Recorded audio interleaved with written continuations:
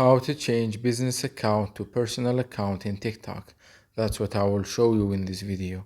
But before we begin, make sure to subscribe to the channel and ring the bell to get notified whenever a new video is uploaded. With that said, let's get started. So go ahead and open up TikTok.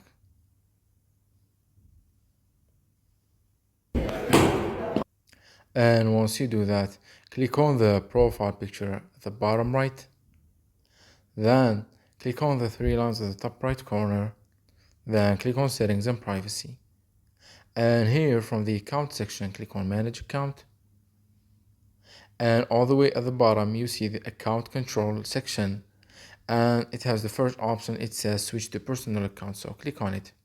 And a confirmation box will appear that asks you, are you sure you want to switch to personal account? And it tells you what will happen when you do that. So click on switch anyway to confirm. And by doing that, you will be switching your account from business to personal, as you can see.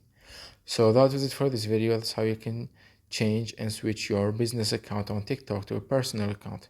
If you have any questions, please leave them in the comment section down below. With that said, see you in the next video.